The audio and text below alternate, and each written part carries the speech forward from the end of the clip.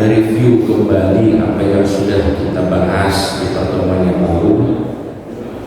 Kalau masih ingat Bapak-bapak Ibu-ibu, kita sudah sampai ke pembahasan tentang Fathu Mekah. Fathu Mekah ini merupakan titik awal kebangkitan umat Islam. Jadi ini disebut sebagai Fatah, yaitu dibuka, ya, dibuka untuk umat Islam kemenangan. Dan penaklukan dari kota Mekah ini adalah titik dari penaklukan kota-kota yang lain ataupun negara-negara yang lain. Dan ini telah Allah Subhanahu wa taala sampaikan di dalam Al-Qur'an, yaitu di dalam surat An-Nasr, idza jaa nasrullahi wal fath. Apabila datang pertolongan Allah dan fath, ya, penaklukan. Dalam tafsir disebutkan yang dimaksud dengan penaklukan ini adalah Fathu Makkah. Dan ini juga adalah jawaban dari Allah Subhanahu wa taala untuk Nabi kita Muhammad sallallahu alaihi wasallam dan juga untuk para sahabat. Jenengan perlu tahu Bapak-bapak Ibu-ibu bahwa perjuangannya Kanjeng Nabi itu tidak seperti perjuangannya kita. Kita kalau berjuang untuk agama itu tidak semaksimal mereka. Mereka itu mendapatkan penindasan, mendapatkan kriminalisasi di dalam memperjuangkan agama. Sehingga ada beberapa sahabat itu sampai berkata, mata nasrullah, kapan pertolongan Allah itu?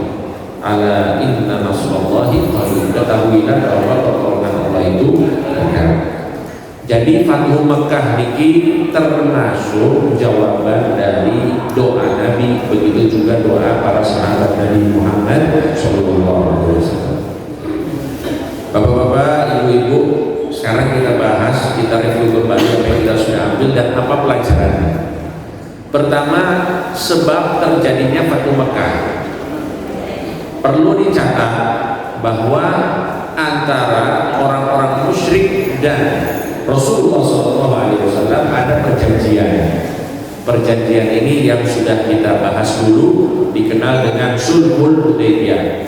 Jadi perjanjian damai di Hudaybiyah dikenal dengan Sulhul Hudaybiyah. Terjadi pada tahun 6 Hijriah. Pada saat itu Rasulullah hendak melaksanakan umroh tapi dihalangi oleh orang-orang musyrik Mekah. Dan akhirnya terjadilah kesepakatan itu, kesepakatan untuk berdamai, gencatan senjata, tidak saling memerangi. Dan ini salah satu poinnya, tidak boleh menyerang secara langsung ataupun menyerang sekutu. Jadi misalnya begini, orang-orang kafir Quraisy punya sekutu, kemudian sekutunya ini diserang oleh orang muslim, berarti perjanjiannya batal. Sama juga ketika orang-orang musyrik menyerang sekutunya orang-orang muslim, maka juga perjanjiannya batal. Dan itulah yang terjadi. Jadi sekutu-sekutunya orang-orang muslim ini, mereka diserang oleh orang-orang musyrik atas permintaan sekutunya mereka. Jadi biasanya Bapak-bapak Ibu-ibu, antara kabilah itu kan terjadi gesekan, akhirnya perang. Nah, antara dua kabilah ini ada yang menjadi sekutu orang musyrik, ada yang menjadi sekutu orang muslim. Yang menjadi sekutu orang musyrik ini meminta bantuan kepada orang-orang musyrik agar bisa menyerang sekutunya kaum muslim ini. Dan itulah yang terjadi. Akhirnya kabar tersebut sampai kepada Nabi Muhammad SAW. Dan Nabi akhirnya memutuskan untuk membatalkan perjanjian damai, dan inilah waktunya untuk menaklukkan Mekah. Jadi itu menjadi penyebab kenapa terjadi Fathu Mekah. Dan ini ada pelajaran untuk kita semuanya, bapak-bapak, ibu-ibu, bahwa kesalahan oknum itu bisa berimbas kepada kelompoknya, atau yang kita kenal nila setitik merusak susu sebelah. Yang bersalah itu sebenarnya hanya segelintir orang musyrik aja yang ikut terlibat di dalam peperangan itu. Akan tetapi ya hukum adalah hukum umum. Kenapa mereka tidak diingatkan? Kenapa mereka diam ketika ada upaya untuk istilahnya apa? Melanggar dan mengkhianati perjanjian damai ini. Makanya di dalam syariat Islam itu demikian. Ketika ada perjanjian damai, kemudian ada sebahagian dari kelompok yang berdamai itu melakukan pengkhianatan, maka hukumnya seluruhnya itu dianggap berkhianat. Dan ini juga terjadi, bapak-bapak, ibu-ibu, kepada kabilah Yahudi yang ada di Madinah pada saat itu. Kalau kita ingat apa yang terjadi pada 3 kabilah yang ada di Madinah, ada yang dikenal dengan Banu Qaynuqa karena mereka melecehkan seorang muslimah di pasar. Itu kan yang melecehkan cuma 1 orang. Kemudian terjadi bunuh-membunuh. Kan tidak semua orang Yahudi terlibat pada saat itu, tapi apa hukumnya? Hukuman yang ditetapkan oleh Nabi, mereka diusir dari Madinah semuanya. Banu Qaynuqa, begitu juga dengan Banu Nadir. Mereka bersekongkol untuk membunuh Nabi Muhammad SAW. Tapi informasi malaikat Jibril mendahului eksekusi mereka. Akhirnya mereka pun semuanya diusir oleh Nabi Muhammad SAW. Begitu juga dengan Banu Quraidah, yang mana di perang Ahzab atau perang Khandaq mereka bersekongkol dengan orang-orang musyrik untuk menyerang orang-orang muslim. Padahal perjanjiannya sesama penduduk Madinah termasuk orang-orang Yahudi itu harus saling tolong-menolong, harus saling menjaga. Tapi ternyata beberapa oknum dari orang-orang Yahudi mereka ikut membela orang-orang muslim. Apa hukumannya Nabi Muhammad SAW terhadap mereka? Ya, bagi orang-orang dewasa, laki-laki itu dibunuh, dieksekusi mati.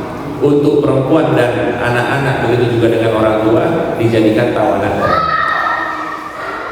Ini pelajaran, bapak-bapak, ibu-ibu, bahwa ketika kita berada di suatu komunitas, usahakan kita menjadi bagian yang terbaik. Kalau tidak bisa menjadi bagian yang terbaik, minimal jadi orang baik. Satu masjid ini, Masjid Al-Iqbal, kalau misalnya ada 1 orang jamaah Masjid Al-Iqbal melakukan kriminal misalnya, naudzubillah, insya Allah tidak terjadi. Soalnya di sini rata-rata orang-orang soleh-solehah semuanya. Misalnya 1 orang yang rusak, apakah cuma 1 orang itu atau 1 masjid jamaah? 1 masjid ini rusak. Wah, ini ada jamaah di sini melakukan ini, 1 masjid rusak. Makanya ini pelajaran untuk kita semuanya, agar kita menjaga diri, bahwa kalau kita itu melakukan kesalahan kita itu bukan cuma ditanggung oleh kita, tapi orang-orang yang ada kaitannya dengan kita itu pasti juga kena imbasnya. Ya saya lah, misalnya saya ketika melakukan kesalahan, pertama keluarga saya itu akan malu. Kemudian nanti asal daerah saya dari Gorontalo, wah ini orang Gorontalo melakukan ini, sak Gorontalo rusak. Kemudian nanti alma mater saya juga rusak, alma mater pendidikan dan lain sebagainya, semuanya akan rusak. Atau yang sebaliknya, ketika kita jadi orang yang terbaik, Masya Allah, kita akan jadi kebanggaan semuanya. Kita akan jadi apa? Kebanggaan semuanya. Ini misalnya, ini saya tidak mau berandai-andai. Misalnya tiba-tiba saya diundang di Indonesia Damai, TV One. Kok nggak ada yang amin ini? Niki contoh mawon bapak-bapak ibu-ibu, saya diundang di TV nasional. Yang bangga saya sendiri atau jenengan ikut bangga? Ikut bangga ya? Oh, karena niki termasuk pengisi Masjid Al Iqbal, ikut sana. Tapi kalau saya melakukan kriminal, semuanya ikut salah. Ini ustadz yang disuruh ngisi di Masjid Al Iqbal ini ustadznya tidak benar. Yang salah bukan cuma saya, semua jenengan juga ikut salah. Makanya ini pelajaran penting dari apa yang terjadi dan penyebab terjadinya Fathu Makkah.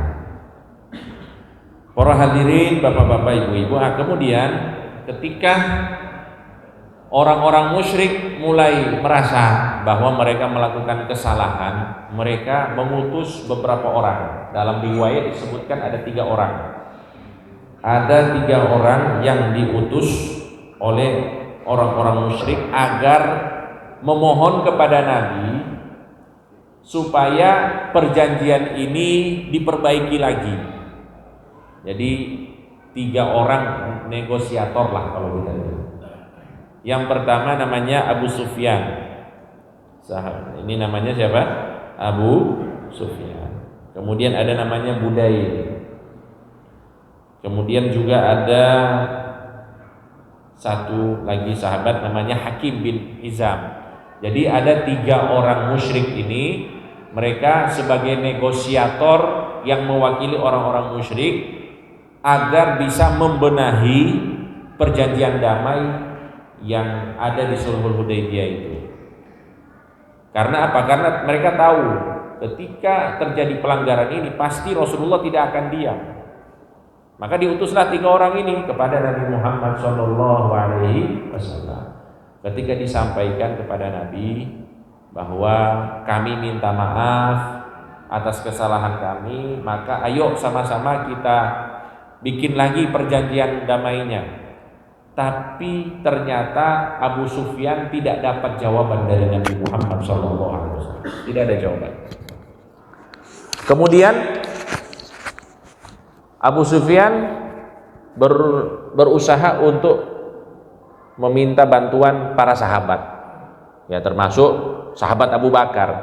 Beliau sampaikan bahwa saya ingin engkau berbicara kepada Nabi Muhammad SAW.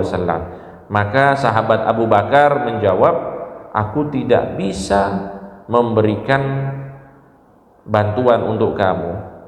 Karena apa? Karena kita tahu sahabat Abu Bakar ini termasuk yang paling manut dengan Rasulullah SAW. Kalau Rasulullah bilang A, A, B, B, tidak mau berbeda dengan Nabi Muhammad. Akhirnya apa? Abu Sufyan pergi kepada sahabat yang lain, yaitu Umar bin Khattab radhiyallahu taala anhu. Ketika disampaikan, wahai Umar, boleh tidak jenengan bicara kepada Nabi Muhammad SAW agar perdamaian ini dibenahi lagi. Apa jawab Sayyidina Umar? Ana asfa'u lakum ila Rasulillah sallallahu alaihi wasallam. Apakah kamu berharap aku akan membantumu agar bisa bicara dengan Rasulullah sallallahu alaihi wasallam? Wallahi, demi Allah, laulam ajid illa dzarra la jahatukum bihi. Andaikan kesalahan kalian lebih kecil daripada ini, saya yang akan perangi kalian, kata Sayyidina Umar. Jadi bukan dapat jawaban bagus, malahan dapat ancaman dari Sayyidina Umar bin Khattab radhiyallahu taala anhu. Dan ini ya kita tahu ya, wataknya Sayyidina Umar memang seperti itu. Beliau memang orangnya agak keras dan tegas ya dalam urusan agama. Akhirnya hadirin yang dirahmati Allah, Abu Sufyan pulang ke Mekah dalam keadaan apa ya, tidak sukses di dalam negosiasi bersama Nabi Muhammad SAW. Kemudian ya di dalam riwayat lain disebutkan bahwa Abu Sufyan itu dalam pertemuan itu atau dalam pertemuan yang selanjutnya, jadi dia kembali lagi bersama tiga orang itu, orang-orang musyrik, sebagai negosiator agar bisa meluluhkan hati Nabi Muhammad SAW supaya tidak menyerang Mekah. Akhirnya di dalam riwayat itu disebutkan bahwa tiga orang ini akhirnya mereka menerima agama Islam dan bersyahadat di hadapan Nabi Muhammad SAW. Jadi Budail, Hakim, kemudian Abu Sufyan, mereka bertiga masuk ke dalam agama Islam, menerima Rasulullah SAW.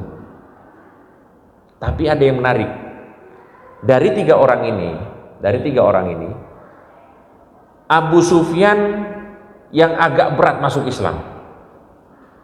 Perlu dicatat, Abu Sufyan termasuk yang agak berat masuk Islam, karena dia pakai logika. Dia bilang begini, Rasulullah mengatakan kepada Abu Sufyan, wahai Abu Sufyan, apakah belum tiba waktunya engkau menerima Allah sebagai Tuhanmu? Maka Abu Sufyan menjawab, aku sudah yakin bahwa Allah itu adalah Tuhan. Karena apa? Karena itu sudah dibuktikan dengan kamu ditolong oleh Allah Subhanahu wa Ta'ala. Tidak mungkin, katanya, tidak masuk logika. Orang yang seperti kamu ini kok bisa dalam posisi saat ini, dalam posisi yang bisa mengancam orang-orang Mekah yang dahulunya mengeluarkan kamu dari Mekah. Jadi dengan logikanya dia menerima iman kepada Allah Subhanahu wa Ta'ala. Ini juga pelajaran untuk kita, bapak-bapak, ibu-ibu, bahwa masalah iman ini memang ya seringkali berangkat dari logika dulu. Berangkat dari apa? Logika. Jadi olah pikir di kita itu ketika ini masuk akal, dapat diterima oleh logika kita, ya biasanya itu akan mudah masuk ke dalam hati kita. Ini dakwanya Islam. Jadi dakwah Islam itu bukan dakwah atau ajaran yang istilahnya apa ini? Halu, tidak jelas. Agama Islam itu adalah agama yang logis, yang bisa diterima oleh akal sehat. Ya, termasuk apa yang terjadi kepada Abu Sufyan, ya, beliau akhirnya menjadi sahabat Nabi Muhammad Shallallahu Alaihi Wasallam. Nah, tapi ada yang menarik di sini. Ketika Abu Sufyan ditanya oleh Nabi Muhammad Shallallahu Alaihi Wasallam, alam yakni laka an ta'lama anni Rasulullah. Ketika ditanya oleh Rasulullah, wahai Abu Sufyan, apakah belum tiba waktunya engkau yakin bahwa aku adalah utusan Allah? Nah, coba kita lihat di sini, bapak-bapak, ibu-ibu, jawaban dari Abu Sufyan. Dia menjawab begini, amma hadihi wallahi fa inna fin nafsi minha hattal ana syai'an. Untuk masalah engkau adalah utusan Allah, jujur saja. Jadi dia terbuka. Untuk masalah ini saya belum terlalu yakin, masih ada kejanggalan dalam hati saya untuk menerima bahwa engkau adalah utusan Allah. Tapi kalau perihal Allah adalah Tuhan, itu saya sudah yakin. Jadi Tuhan yang esa, yang tidak ada sekutu baginya. Tapi kalau urusan engkau adalah utusan Allah, ini masih ada sesuatu yang menjanggal dalam hati saya.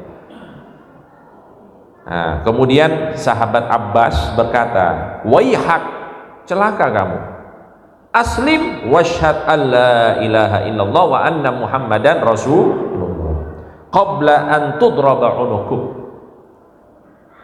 Celaka kamu, sekarang kamu harus bersyahadat asyhadu alla ilaha illallah wa asyhadu anna muhammadun rasulullah.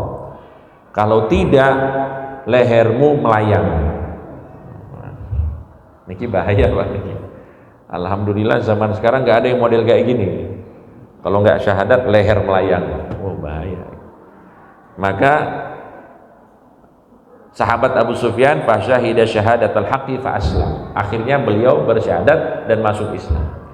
Nah, coba di sini bapak-bapak, ibu-ibu. Kalau jenengan lihat, sahabat Abu Sufyan ini masuk Islam secara sukarela atau dipaksa? Dipaksa atau sukarela? Kalau asyhadu alla ilaha illallah ini sukarela, tapi wa asyhadu anna Muhammadar Rasulullah ini yang dipaksa. Dia belum terima itu. Tapi karena pilihannya kalau tidak kepalamu melayang, akhirnya dia bersyahadat. Nah, di sini ada pelajaran disampaikan oleh para ulama kita bahwa di dalam hidup ini kita itu pokoknya harus punya ambisi kita, orang-orang terdekat kita itu pertama harus beriman kepada Allah Subhanahu wa taala meskipun dipaksa. Meskipun apa? Dipaksa. Perihal nanti dia itu menyembunyikan hal yang lain di dalam hatinya, itu urusan dia dengan Allah Subhanahu wa taala. Tapi yang paling penting itu pertama dia itu harus beriman, harus menjadi muslim. Ini maksudnya nih tidak bertentangan dengan la ikraha fiddin nih ya. Karena ada di dalam ayat disebutkan tidak ada paksaan di dalam beragama. Ya, tapi ada dalam kondisi di mana kita itu harus punya ambisi. Misalnya kita masih punya keluarga yang belum memeluk agama Islam, kita harus punya ambisi bagaimana dia masuk ke dalam agama Islam, ambisi. Tapi jangan pakai cara yang ini. Niki bahaya. Kalau nggak masuk Islam kepala melayang, ini bahaya. Ini bisa masuk pidana di jenengan. Maksudnya niku kita punya ambisi agar orang-orang itu memeluk agama Islam. Nanti urusannya hati mereka apakah sempurna memeluk agama Islam atau tidak, itu urusan mereka dengan Allah. Cuma dalam keyakinan kita bapak-bapak ibu-ibu, kalau orang itu sudah masuk Islam, insya Allah kalau dia termasuk orang yang dipilih oleh Allah, maka keislamannya akan membaik. Ngaten nggih? Nah, niki juga sama halnya dengan syariat. Ada orang yang sudah masuk Islam, tapi syariatnya itu mungkin tidak dia jalankan. Maka di sini juga kita misalnya niku termasuk orang-orang yang ada di bawah tanggung jawab kita. Anak-anak kita, kalau bapak-bapak termasuk suami istri-istrinya, termasuk keluarga-keluarga dekat. Niki punya tanggung jawab untuk memaksa dalam perihal apa? Syariat. Ya, contoh kecil, bukan contoh kecil niki, contoh besar niki. Dalam masalah sholat misalnya, pokoknya dipaksa harus sholat. Khusyuk ndak khusyuk itu bukan urusan kita. Yang penting kita menyuruh orang-orang itu untuk apa? Untuk melaksanakan sholat. Karena sholat termasuk fardu ain, tidak bisa ditinggalkan. Sama juga untuk ibu-ibu biasanya masalah jilbab, menutup aurat, itu pokoknya disuruh tutup aurat. Tentang apakah dia itu adalah orang yang baik ataupun tidak baik, tetap nopo harus tutup aurat. Nggih Pak, nggih. Ya, lanjut nggih. Nah, ini saya mau sampai satu titik nih. Maksudnya begini. Ya, terkadang orang-orang itu beralasan, saya ini belum baik, saya mau menata hati dulu, baru nanti saya sholat. Pernah dengar seperti ini Pak? Saya tidak mau pakai jilbab dulu, saya mau jilbab hati saya dulu.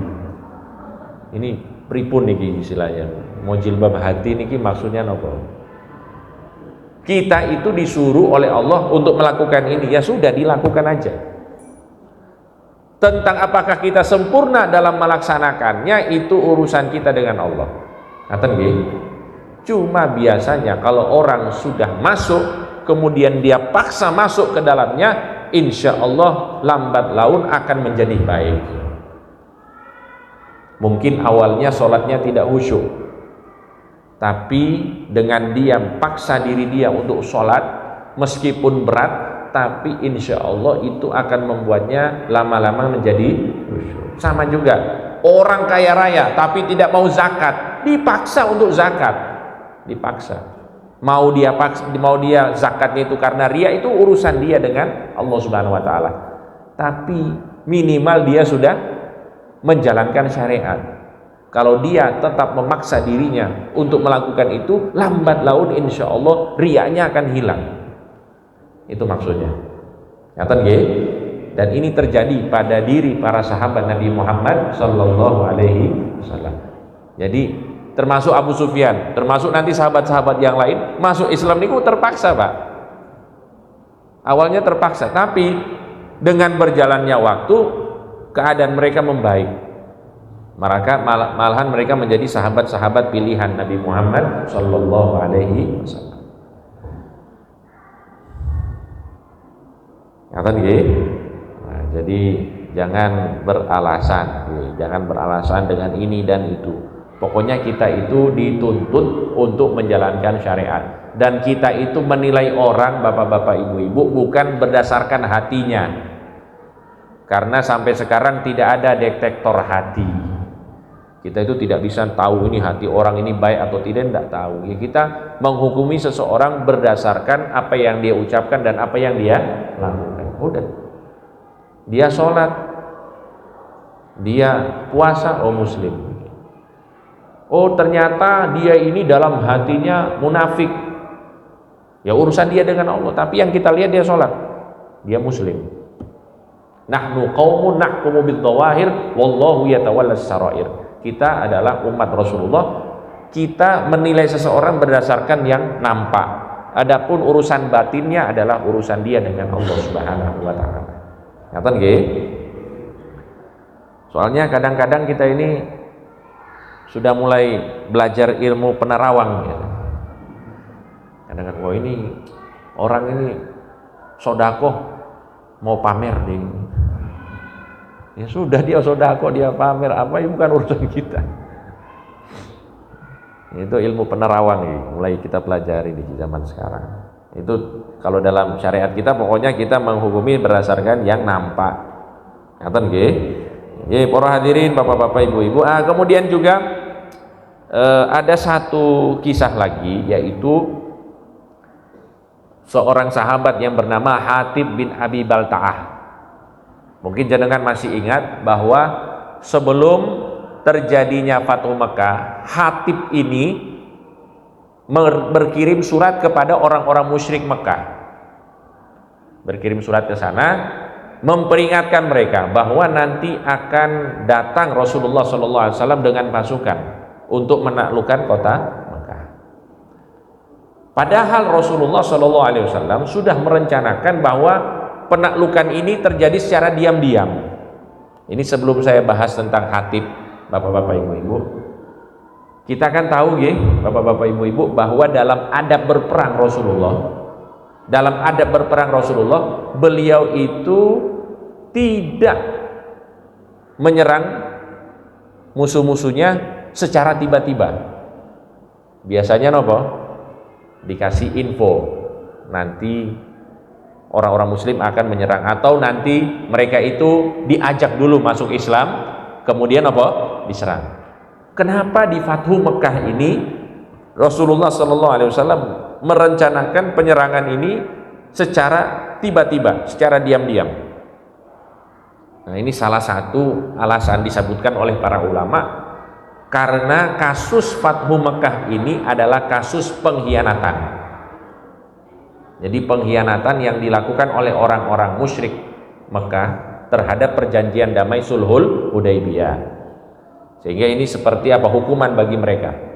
Hukuman bagi mereka supaya mereka dikagetkan dengan pasukan Nabi Muhammad SAW. Nah, jadi bapak-bapak, ibu-ibu, Hatib bin Abi Balta'ah, sahabat Nabi Muhammad SAW ini mengirim surat kepada orang-orang musyrik yang ada di Mekah. Tapi Allah memberikan wahyu kepada Nabi Muhammad SAW bahwa surat itu sekarang masih diantar sama kurirnya. Jadi kebetulan kurirnya ini seorang wanita naik onta, sudah di perjalanan menuju Mekah. Rasulullah SAW yang sudah dapat wahyu dari Allah mengutus sahabat-sahabatnya, termasuk sahabat Ali, Zubair, Miqdad.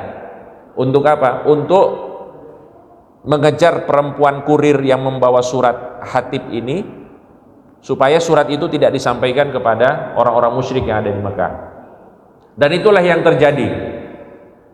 Ketika bertemu dengan perempuan ini, sahabat Ali berkata kepada perempuan ini, kamu membawa suratnya Hatib. Maka perempuan itu tidak mau mengaku, dia bilang saya tidak bawa apa-apa. Maka sahabat Ali mengancam, kalau kamu tidak berikan, kamu akan kami telanjangi. Wah, niki pilihannya juga berat niki. Kalau tidak dikasih, kami telanjangi. Wah, niki katanya ini bahaya niki kok. Sampai seperti itu para sahabat. Ini bukan berarti para sahabat niki tidak mungkin. Kalau kita mungkin, Pak. Tapi kalau para sahabat tidak mungkin. Ketika mereka menyampaikan ini karena apa? Karena mereka begitu yakin kepada Nabi Muhammad SAW. Tidak mungkin Rasulullah itu berkata bohong. Bahkan sebelum jadi Nabi saja beliau itu adalah orang yang jujur. Apalagi ini wahyu dari Allah Subhanahu wa Ta'ala. Mereka yakin.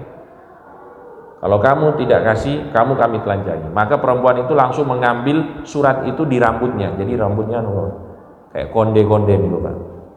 Dimasukkan ke dalam rambutnya, dikeluarkan.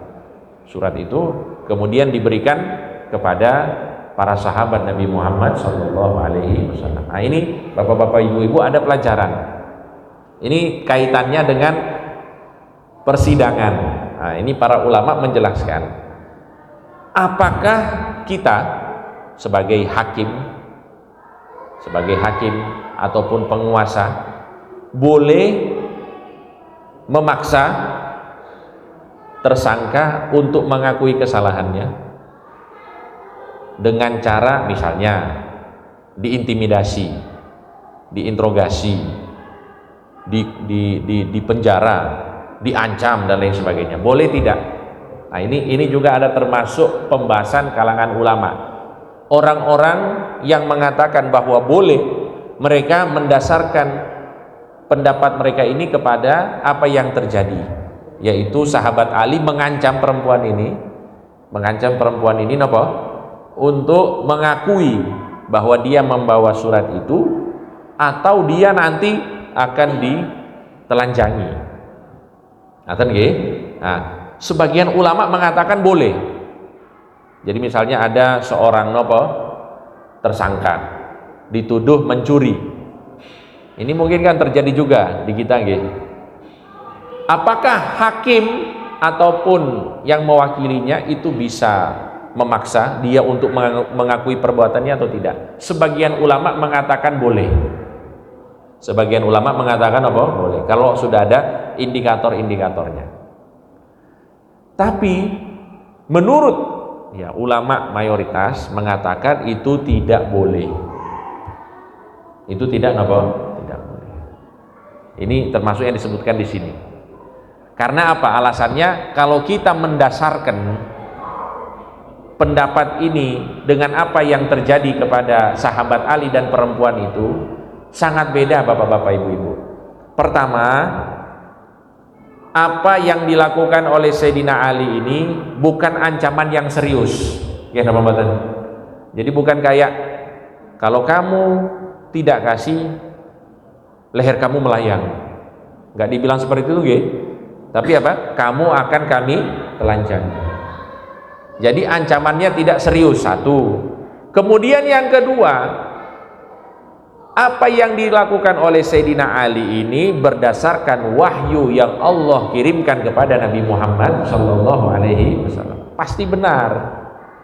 Tapi kalau yang lainnya niki berdasarkan dugaan itu bisa benar, bisa juga salah. Makanya ketika ada terdakwa ataupun tersangka itu tidak boleh dipaksa.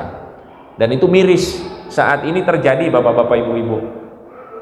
Orang yang mungkin dia itu hanya diduga berada di TKP misalnya, langsung dituduh, dipaksa untuk ngaku, itu sebenarnya melanggar syariatnya Nabi Muhammad SAW. Tidak boleh. Apalagi dia itu tidak terbukti melakukan perbuatan tersebut, ya. Andaikan orang itu terbukti, orang itu terbukti melakukan itu, dia tidak bisa dipaksa, bapak-bapak, ibu-ibu. Tidak bisa apa? Dipaksa. Jadi pengakuan itu dalam syariat kita berlaku apabila pengakuan itu disampaikan tanpa ada paksaan. Saya ulang lagi, pengakuan dalam istilahnya sistem pengadilan Islam itu tidak berlaku apabila pengakuan itu keluar dari paksaan. Dia harus benar-benar sukarela, sukacita tanpa ada paksaan.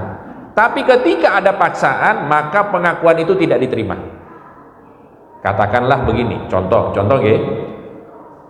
Seorang perempuan dituduh berzina. Seorang perempuan dituduh berzina. Kemudian perempuan ini diintimidasi. Kalau kamu tidak ngaku, nanti orang tua kamu akan begini-begini. Intinya dia diancam, dia diintimidasi. Terus ternyata hakim tahu bahwa dia diintimidasi dan dia mengaku bahwa dia melakukan zina, maka pengakuannya ini tidak diterima. Karena apa? Ada ancaman, ada intimidasi. Tapi kalau dia ngaku, saya melakukan perzinahan tanpa ada paksaan, nah ini baru pengakuan yang diterima. Nyata nggih? Wah niki sedikit-sedikit bapak-bapak ibu-ibu bahas fikih nggih niki. Cuma niki ya fikih jinayat ini termasuk fikih yang tidak diamalkan di Indonesia karena kita sudah punya hukum positif yang lain. Cuma ini kalau kita bicara tentang syariat sesuai dengan apa yang dipaparkan oleh para ulama kita seperti itu. Dan ini kita minimal bapak-bapak ibu-ibu kalau tidak berlaku di hukum kita, yang minimal kita sebagai individu ataupun masyarakat kita amalkan. Ya naudzubillah min dzalik, mudah-mudahan tidak terjadi. Misalnya ada yang datang ke kampung kita mencuri, itu jangan main hakim sendiri. Belum tentu dia itu melakukan kesalahan itu. Misalnya ada yang barang hilang, ada barang hilang ini itu, kemudian langsung kita punya kayak tersangka, terus kita paksa dia untuk ngaku, itu tidak bisa sampai kita punya alat bukti ataupun saksi. Tidak boleh ada pengakuan berdasarkan paksaan. Ini perlu dicatat. Oke, para hadirin, bapak-bapak, ibu-ibu yang dirahmati Allah. Ini sudah selesai nih, Ustaz.